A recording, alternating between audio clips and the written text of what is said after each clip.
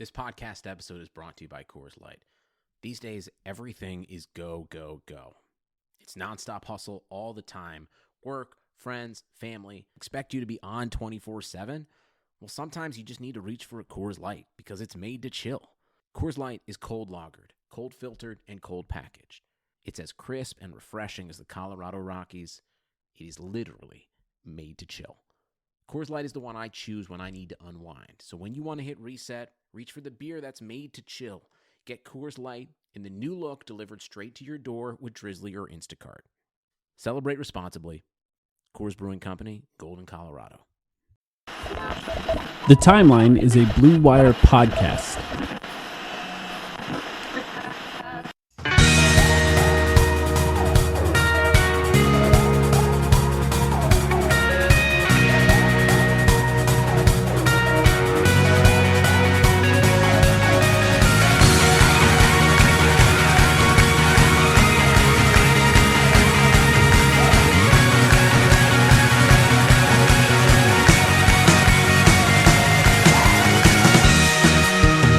Sam! They did it, Sam! The Phoenix Suns defeated the Los Angeles Lakers. Are you chugging live? No, I'm not chugging live because I still need to speak, but I am drinking live. Dude, they fucking did it. That's amazing. It really is amazing. They really did it. Maybe the best game of Devin Booker's career? I mean, obviously he's at 70 points, but the stakes are a lot different when you're playing against the defending champions and LeBron James. Mike. It's obviously the best game of Devin Booker's career. Come on, what are we talking about? You're right. This is a game. It's insane to me. Like, it's so sudden. I think it hasn't sunk in for us yet. Like, what this means. You know what this really means. This is how the narratives change. Yeah. Devin Booker had 47 points. He had 11 rebounds, 3 assists against the number one defense in the NBA. I don't care who was and wasn't playing. The number one defense in the NBA sent them home in Game 6 on the road. That's a legendary performance. Yeah. It's a legendary performance by any metric for the Suns in their franchise history, in his current generation. Incredible. Amazing. Incredible. And I mean, that's where you start. That's where you start, dude. Well, they needed it. I mean, like, campaign was not quite right. Chris Paul didn't really turn it on until really the end, right when we needed him, to be honest.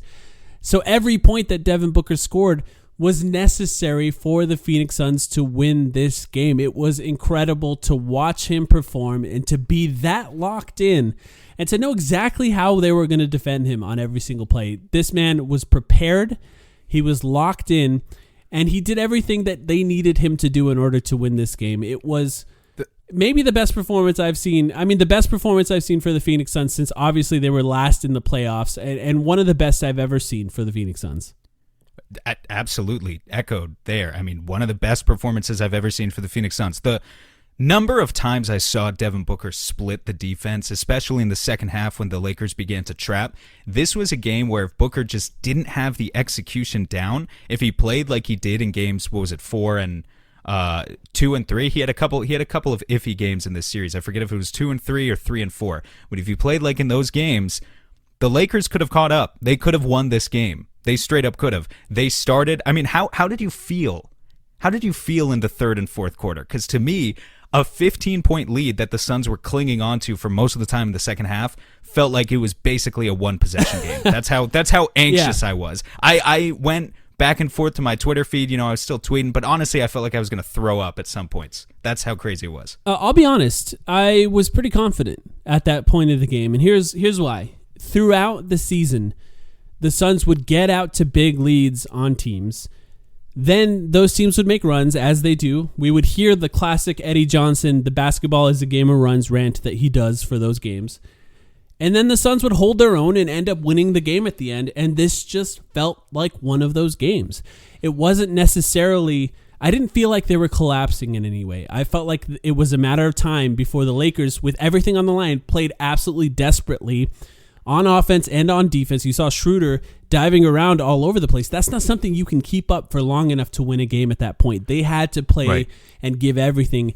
just to catch up enough to make it kind of a game. And as soon as Chris Paul came in, campaign, like I said, didn't quite have it, fine. As soon as Chris Paul came in, I was fully confident because I've seen this movie before. This is why you get Chris Paul. It really is. This is why you get Chris Paul. I said it because I said it on Twitter tonight because I wanted to put out the meme. It's a meme to say that. And then like 15 seconds later, it cut back from commercial to the broadcast, and Grant Hill literally said that. He was like, this is why you trade for Chris Paul. The steady hand in the fourth quarter. He did exactly what he needed to do. Hope he can rest up. Hope he can rest up for what's going to be a crazy series against the Nuggets. We'll preview that this weekend. He needs to hit a 3 by then. He needs to hit a 3. But otherwise, got to his spots in the mid-range. Oh, my God, dude. And you know what? The reason I think I was anxious, I hear what you're saying. The Suns, they've been a relatively steady team, even for a young team this season. But you get there. It's the gravity of the situation. Oh, yeah. The gravity of being able to call yourselves the team that sends LeBron James home in the first round for the first time ever when he's done it. He's been in the first round 15, 16 years in a row. Incredible. Yeah. Tonight was incredible. I just had a drink. I just had a drink delivered to me. So cheers to you, Sam. I know you're far away, but cheers. Cheers. Let me just say this. Cheers, man. Devin Booker was drafted. 23 games they won in his first year. 24 games in his second year. 21 games in his third year. 19 games in his fourth year. And then 34 games when Ricky Rubio was added to the team, Kelly Oubre was added to the team. And then this year, 51 games and eliminated the defending champion Los Angeles Lakers with possibly the greatest player of all time, LeBron James, who they turned into Joe Ingles in this series. Tall Ricky Rubio, as I called him earlier in this podcast. But what this means for Devin Booker cannot be understated, and what it means for Suns fans to see Devin Booker come through in the biggest moment of his career thus far. It was incredible. Look, obviously the Suns winning this game in any way was going to be fun. I talked about it on the last episode. Game 6s are where heroes are born. But the fact that it was Devin Booker was perfect. For Suns fans to see the guy that we've had his back for so long, that we've given him love and he's shown the city love time and time again, for him to go out there and to defeat possibly the team that we hate the most in the first round after they won a championship. Poetic is a good word for it, Sam. A really good word for it. Well, I didn't come up with that. Some people listening will know we did a locker room, fantastic opportunity. We did a locker room with Kevin O'Connor. Today, he's been on the pod before, and he had some spare time, so we chopped it up about the Suns previewing the game. And you encouraged him during that locker room. It was really fun, by the way, but you encouraged him. You said, hey, you're the guy who supported Devin Booker in the mainstream media when no one did. Take a victory lap. And tonight, I want to point out, he just tweeted, quote, after years of slander and claims he's a good stats, bad team player, it's poetic. Devin Booker dropped 47 points to win the series for the Suns versus the Lakers, who had the NBA's number one defense. Outstanding game by an outstanding player at only 24 years. Or at only 24, his best years are ahead of him. So, cheers to you, KOC, wherever you are. Cheers to you. Cheers to anyone who believed. I didn't always, I mean, Jesus, dude. He had, let me go to the box score real quick. 8 for 10 from deep? Incredible. Where did that come from? Where did he broke the curse? Literally broke the curse in the most important game of his career. Which, of course, remarkable. I always made the comment that at some point Devin Booker's going to break the 6-3 threshold and do it with 10 threes. Or do it in some dramatic way, because that's what Devin Booker does. His ceiling for points was 39 points for like a season and a half, and then he scored 70. It's just what he does time and time again. When he exceeds, he really, really exceeds. And I want to say, Suns fans, take this victory lap with KOC. Do not be afraid. Do not hold back. We have earned it as a fan base. We started this podcast when DeAndre Ayton was drafted. We podcasted every week as they won 19 games. I believe we've earned it, Sam, and I believe every Suns fan that was there time and time again when we watched them lose games, game after game after game, when we watched them put absolute garbage around Devin Booker, we have earned this. Do not hold back. Enjoy this. Do whatever you can to embrace this moment. They obviously have more work to do, but just to see what they did tonight is a victory in and of itself. And don't deprive yourself of enjoying that victory just because they have more work to do. We're not doing anything. I'm not checking in. I'm going to enjoy it. Series number 2 is coming up, but give yourself a day or two. Yes. Honestly, just give yourself a day or two. Enjoy this. Enjoy this. That first season, Mike, what were the biggest storylines we covered? The Greta press conference and Rachel Nichols talking about goat shit on the jump. Like, what did we have to talk about, you know? Jesus. Garbage. It was garbage. And to see this now, and credit, by the way, once again, to Monty Williams and James Jones, the turnaround in such a short time for this team has been remarkable. James Jones recognized what they had in Devin Booker. They put the proper type of teammates around him, and most importantly, they made the hire of Monty Williams that turned the team around and brought Chris Paul to this team, and that's what made them into the contender that they are today. How many times do we ask whether or not the Suns were a contender? I think we can pretty confidently say that they are now. Yeah, and other people are going to have to, I mean, they are catching up to that now. So now it becomes, and I even asked KOC this on the locker room today. I was like, so if both LA teams lose in the first round, the Clippers haven't lost yet, but if they do, what does it look like? What is the, like, I'm almost worried that now, you know, immediately it's going to be like, let's talk about free agency. Who's a free agent that would look really good in purple and gold this summer? But no, now they'll be forced to talk about us. And I don't give a damn if the ratings are not the highest they could possibly be for a Phoenix-Denver series, for a Utah-Dallas series, and the subsequent Western Conference Finals in the West. I don't care what the ratings are. If you like basketball, you should enjoy good basketball. And I said this earlier tonight, I'll say it again. Like, if you like basketball, you should recognize that the Lakers played an objectively pretty ugly series. Their offense was horrid for vast stretches of the series, so you should be at least willing to concede that the Suns proved they were the better team through six games. Yeah. And that they deserve to advance. I mean, it's a pretty simple thing, but it's amazing to me, you know, some of the takes that come out when people, it really dawns on them that they're not going to have the Lakers. They may not have the Clippers to rely on for media coverage, for better ratings. They really need to talk about this team. I'm just so glad that they've earned that coverage. Yeah, for one, fans should never care about ratings. Stop even thinking about them. Ignore the articles about them. Who Not cares? Your responsibility. Who cares? If they change the rules, then you can have a conversation about ratings if they're doing it for that reason. But why care about any of that? We've gotten to a point where media covering the playoffs can no longer talk about the Suns through the Lakers' prism. That is now over.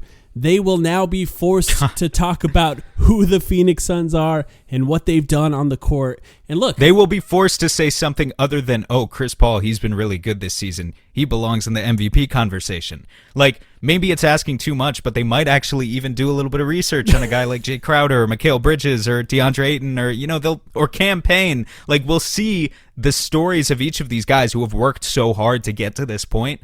Maybe they'll start to be told for a wider audience. Guys like us, Mike and I, and so many other great people in the Suns community, I know that if you're a diehard Suns fan, you've connected with our content in the past. And so 10 of you out there who have listened to an episode at all this season, 10 of you who have watched a video of ours on YouTube, I thank you sincerely. But at the end of the day, our reach is pretty small, and we know that. The idea that some of these guys might finally be exposed to the world for what they really are, that's a really exciting prospect. And it really starts now. It starts here in the second round once you've gotten the juggernauts off your back in the first round in LA. Mm-hmm. Yeah, absolutely. I mean, this is going to be a fascinating thing to watch as it goes forward. The Suns are in round 2 of the playoffs. It really is incredible. People doubted them. I mean, there were times that we did. And look, they came through. I want to give a special shout out right now to Jay Crowder, who got ejected in this game for, I don't know why. I'll have to go back and look, and just sprinted into the locker room because he's hilarious. But what he did in this series should not go unnoticed. 18 points in this game. Spent the entire series guarding either Anthony Davis or LeBron James. Constantly got in the heads of both Lakers players and Lakers fans. Every team that's competing for an NBA title needs a player like Jay Crowder, and I could not be more appreciative that the Suns were able to sign Jay Crowder with that mid-level exception. He's everything that you needed him to be in the playoffs, and that was incredible to watch. When people talk about the Suns' wing rotation, they focus on Mikal Bridges because, look, we love Mikal Bridges. We love the idea of him filling out into this bigger player with more offensive potential, yada, yada, yada. He's a great defender. Mikal Bridges is a nice guy. He really is. I'm serious. I mean, he's what? He's just you're right. It's just a funny observation. He's just a nice guy. He's not going to get on your nerves. I mean, he might. He's not going to get on your nerves when you're trying to dribble. But he's not going to get in lovable your face and get in your head. He's a totally lovable dude who's out there to play to the best of his ability. Not his athleticism, but his natural measurables are off the charts. He's one of the smartest basketball players. I love that dude. I love him. Jay Crowder gets in your head, and he's annoying, and you hate him unless he plays for your favorite team. And that's why I love Jay Crowder, and I've learned to embrace the streakiness of Jay Crowder because it's part of the game. You're a high-volume shooter. You're going to go through cold spells and hot streaks. And right now, he's on a hot streak these past couple games, 6 for 9 from deep tonight. He was absolutely massive. And also, again, Mikal plays great defense, but Jay Crowder's defense was enormous for the Suns, and the grit, the toughness, he's been exactly as advertised, I think, for this team. Even with I don't know what the updated percentage is. I know going into this game, he was shooting like 21% from deep in the series. And so I think some Suns fans just looked at the stat line and were disappointed with that. If you actually look at the net rating stats going into this game, Jay Crowder had the best on-off differential of any player in the Suns rotation. Like the Suns literally in this series going into tonight, no updated stats since it's right after the final buzzer here, but the Suns going into this game were 40 points per 100 possessions better with Crowder on the floor. My God. Like, Cam Johnson is a cool player. He makes great plays. He's really important. He's an important role player. Torrey Craig, important role player. But Jay Crowder separated himself in this series a little bit, I think. Yes. And proved that he is a guy who you consistently need him out there 36 to 40 minutes a game if you're really trying to go with just your best guys. His value is just so obviously apparent. When I was doing my work to try to convince Suns fans that Jay Crowder was the last piece needed for this team, the main point I focused on was teams are better when Jay Crowder is on the floor in the NBA playoffs. Consistently. There were times that he did not start on teams. There were times he didn't start for the Suns this year. But somehow, as the playoffs roll around and things start to matter a little bit more, Jay Crowder finds his way into rotations. And now I think as Suns fans, we can appreciate that on a whole other level because we saw exactly what he does to contribute to a basketball team. Let's take a quick break and then we'll be right back to talk a little bit more about this. The economy is made up of real people doing real stuff, and it affects everything. Which you obviously know since you're a real person doing real stuff. Marketplace is here to help you get smart about everything beyond the what of the day's business and economic news. We dig into the how and the why with the real people driving our economy. From big tech and interest rates to small businesses and what's happening at the Fed. Marketplace breaks it all down so you don't have to. Listen to Marketplace wherever you get your podcasts. Sugar Ray Leonard, Roberto Duran, Marvelous Marvin Hagler, and Thomas Hearns. Legends, whose four-way rivalry defined one of the greatest eras in boxing history. Relive their decade of dominance in the new Showtime sports documentary, The Kings, a 4-part series premiering Sunday, June 6th, only on Showtime.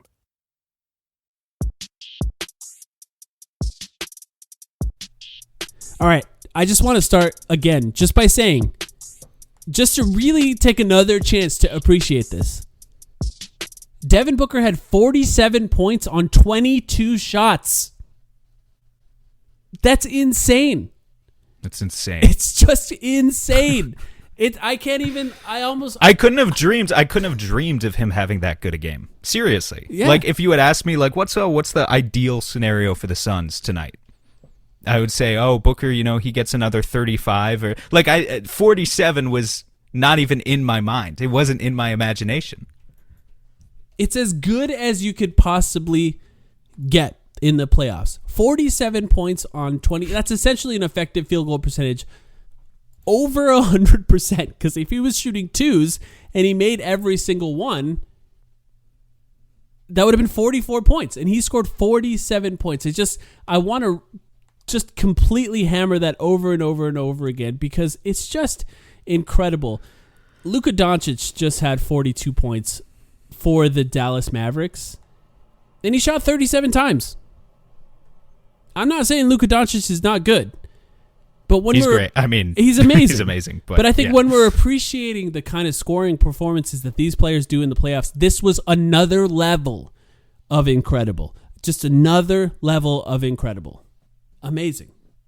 I was really happy to see that even when the Lakers went to trapping Booker tonight, it was just clear that the other options were there. You needed to prove that you had a semblance of a dynamic offense to kind of keep them off your tail. Yeah. And the Suns proved that. I mean, the shooters needed to hit shots. They did. Chris Paul couldn't hit that three, but he could get a pass from Booker, kind of reset the offense and get in, score from the mid-range. A couple times Booker fed just a beautiful short roll pocket pass to Ayton, and Ayton was able to finish at the rim. That's obviously needed. Fouled. Or get fouled. And these were situations where it's a short roll. It wasn't Ayton 3 feet away from the rim. He was catching it maybe 10 feet, and he needed to take either a dribble or a long stride at the very least to the rim. It wasn't just automatic, and he was able to capitalize regardless. I thought Ayton's hands were really good today. I thought I am a little concerned about one thing with him, which is after LeBron kind of elbowed him in the shoulder and he went down for a little bit, I thought he played the rest of the game maybe looking like he was a little bit scared to engage in any sort of physical contact. He didn't look that active on the boards from that point on. He contested shots on defense, and he got up for a couple more shots on offense, but he didn't exactly look like the same player, so that does concern me, kind of some of the health of this team right now between Chris Paul and Ayton as we move forward in another series. However, he did his job ultimately tonight. You got the win, and caps off just a terrific series for DeAndre too. We've always said with him, we said it earlier today, it's not about the raw numbers. He's had tremendous games where you look at the box score and he has 8 points and 7 rebounds, and then he's had games where he has 20 points and 15 rebounds and he doesn't look that good. And it all depends for him. Obviously, rebounding is important, but mostly it depends for him on those effort plays, sealing off guys on offense, setting strong screens, and then, of course, the defense. And he brought it consistently throughout the series. I think KOC said it right. The best basketball of his career was played in this series versus the Lakers, and I totally agree. Yeah, it's one thing to dominate Xavier Tillman in the Memphis matchup in the regular season. It's another thing to go out and absolutely play as essentially the best big in this series that stayed on the floor. And It's so funny that you remembered it was Xavier Tillman, that like the one guy he dunked on this season. Oh, he destroyed him. Right? That's what you were talking about, right? Yeah, that's funny. He didn't just dunk on him. He dominated him for an entire game. I mean, DeAndre Ayton just embarrassed Xavier Tillman. And I'll be honest, I thought Xavier Tillman was trash because that's the most I had seen of him. I watched Memphis in the playoffs, and I'm like, oh, Xavier Tillman, he's got some skills. It's just DeAndre Ayton made him look like an absolute scrub in that game. But to come into this series and to consistently score efficiently, to not take shots outside of basically the Suns' comfort zone, maybe not his comfort zone. I think he wants to take a little more mid-range than he's allowed to. But to understand his role within that offense, to play excellent defense, to really stifle LeBron James. It's like LeBron was a different person when DeAndre Ayton was off the court. It just was. There's no coincidence that LeBron dropped a shoulder into DeAndre Ayton, because that's the guy I think that was frustrating him the most. It was a guy lurking at the rim that did not allow him to play that role, that turned him into Joe Ingles, as I said. Turned him into a jump shooter that was just ready to take those three-pointers. That was DeAndre Ayton, and credit to him because what a series. You talked about the Lakers starting to play with frustration there in the second half. As much as they were scaring me, we also saw desperation. Their desperation, their shitty side come out. I mean, we saw that from LeBron. We saw Markieff Morris with a BS flagrant foul. What a shock. Who else? Who had the other? I know. That dude sucks. I hate him so much. It would be karma if anyone beat the Lakers, but it's especially nice that we were the ones to do it this time around, just to see him go home and not get to play basketball anymore. Who had the other flagrant foul? Was it Schroeder? I don't even remember. You had other point. texts. I was terrified that they were going to injure a Suns player at this point. I have this vision of Andrew Bynum just absolutely tackling J.J. Barea as he went up to the rim, and that's what I was worried terrified about that too. Oh, when Cam, that was the marquee foul. When Cam went down and started holding his nose, like I got really scared. It's just I didn't want a freak incident like that. You had guys barking at the refs. Talon Horton, here's a tech. He got a tech. All sorts of dudes tonight. It was, I was just, for as much fuss as Anthony Davis, and we can kind of get over this pretty quickly, I think, but for as much fuss as Anthony Davis kicked up over what is and isn't a basketball play, today I would say the Lakers had a lot of questionable basketball plays, but we can leave it at that. Got the win. Now it's time to move on. They played like a desperate team, and that's exactly the position the Suns wanted them to be in. They put it on them early, and then they scrapped and clawed their way back and only got it. I don't think they ever cut it to less than 10 points. Maybe 11 points was the closest they ever got it to, and the Suns just kept their foot on their necks and then won the game. Another shout out, once again, Chris Paul, the consummate leader. 12 assists, only 1 turnover in this game.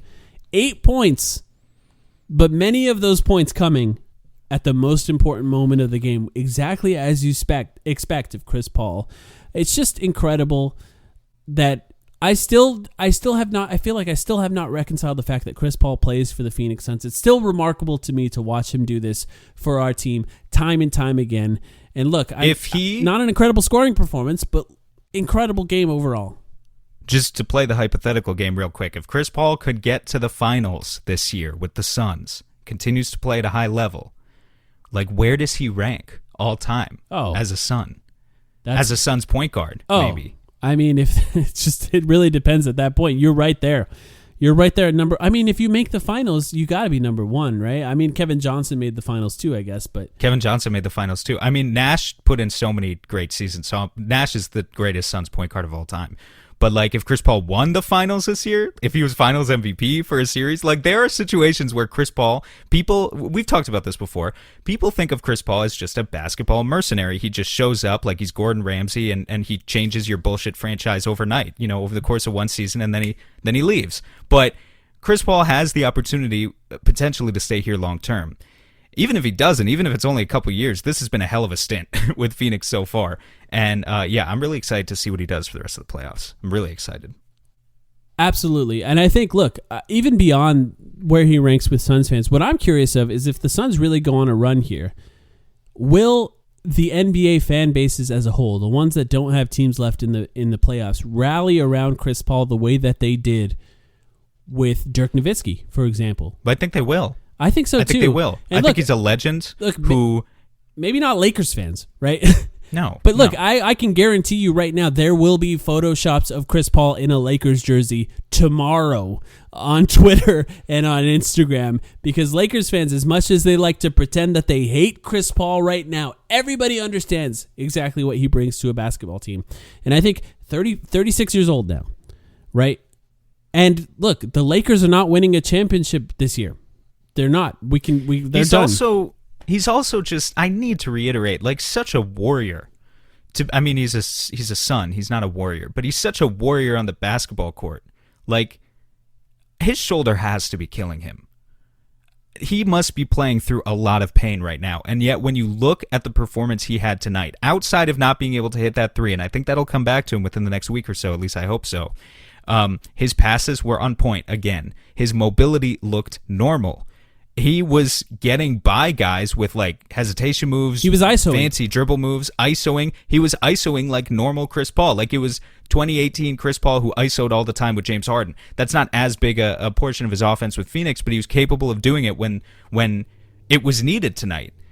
And just watching him do that, I was in awe of, like, this guy. I guarantee you he's playing through a lot of pain still. I guarantee you. That injury was not that long ago. Absolutely. And for him to look at this point like just 90% of himself, what a goddamn warrior. And what a dude, like, who is just so totally motivated by this pursuit of finally winning a championship and just kind of building to his already incredible all-time legacy. He's right there. And you look at the teams that are left, at least in the West. I don't want to talk about the East because I'm pretty afraid of Brooklyn. Not gonna lie. Yeah. But you look at the teams of the West, and the Suns' chances to make the finals right now. We don't have to do an in-depth review here, but we could just say looks solid. Looks pretty good. It's definitely the best chance they've had since I've been a Suns fan. You could easily lose to any team you play from here on out, no doubt. And health matters a lot. And health matters quite a bit. But I think you go into what I'll say about a Denver series. I think you go in as at least a slight favorite in the Denver series. Not that it's going to be easy, but you go in as a slight favorite. And I think if you theoretically had a series against Utah, you would go in there with it being considered basically a coin toss. Yeah, that's how I think the league, the analysts, and the fans and so on would evaluate it. At that point, you want a Mavericks Western Conference Finals somehow. If you can get that, that's what you would want. But yeah, I think I agree with you. And look, we're going to take an opportunity to celebrate this game tonight. And look, our next podcast will be a preview of that Denver Nuggets series. We're going to have to really get into what that series means and what it's going to look like. And I don't even know that we can take anything from the regular season games that the Suns played against the Nuggets because Chris Paul was injured. Has changed. They went to overtime. I don't think there was a back-to-back series in Denver. And now they have Aaron Gordon. They have no Jamal Murray. Like, it's a completely different team for the Nuggets. And the Suns obviously were not quite the Suns even at that time that they played. So this is completely different. The expectations are going to be different. Jokic knows Ayton plays him well. He said it in the post-game press conference the last time they played against each other. Ayton's going to be vital in that series. When is he not? This man's going to win the MVP. He's guarding an MVP. And that's going to be fascinating. So we're going to get into that later and really get into the Suns' chances in that series. But I just want to point out how hilarious it is that the Suns won the Frank Kaminsky minutes in this game by plus 14. Wow. I did not notice that. Yes. I need to do a final tally on the... He had 2 blocks. Because I've been tracking it. Yeah. LeBron -3. With the Lakers at -13 overall, so yet another game where LeBron was off the floor and the Lakers just could not do anything. That's been the story of the series, really.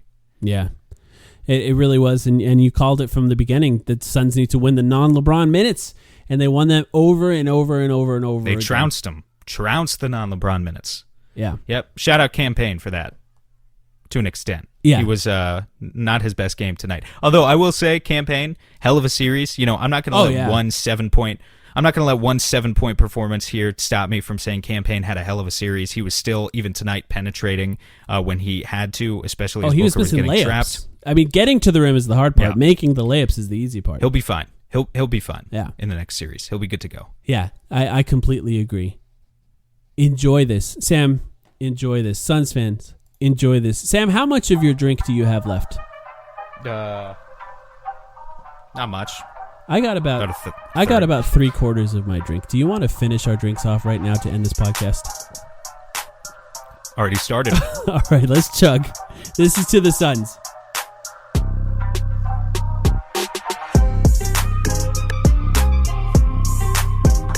Woo! Go Suns. Go Suns.